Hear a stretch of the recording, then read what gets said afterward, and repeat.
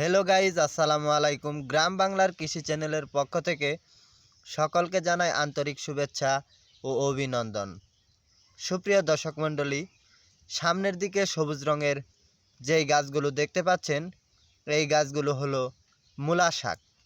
আমি আপনাদের মাটি জুড়ে ঘুরে ঘুরে দেখাবো কেমন হয়েছে মূলার শাক। তো চলুন সামনের দিকে ঘুরে ঘুরে দেখানো যাক। সুপ্রিয় দর্শক মণ্ডলী, আমার হাতের বাম দিকে লক্ষ্য করুন, প্রচুর পরিমাণে কিন্তু সবুজ রঙের মূলা শাকের চাষ করেছে কৃষকেরা।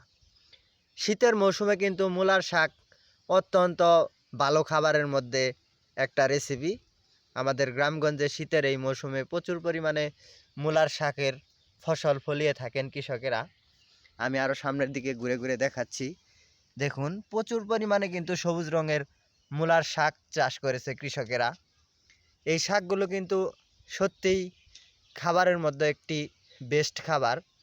শীতের মৌসুমে কিন্তু সুন্দর করে দেখা যায় যে প্রত্যেকটা বাড়িতেই কিন্তু মূলার শাক ভাজি করে থাকে, খেতে অনেক টেস্ট। তো যারা আমার চ্যানেলে নতুন, নিয়মিত ভিডিও দেখেন, আমার চ্যানেলটি সবাই সাবস্ক্রাইব করবেন এবং বেশি বেশি শেয়ার করবেন, লাইক কমেন্ট করবেন। তো আজকের ভিডিও এই পর্যন্তই। সবাই ভালো থাকবেন। আবার দেখা হবে কোনো নতুন একটি ভিডিও নিয়ে।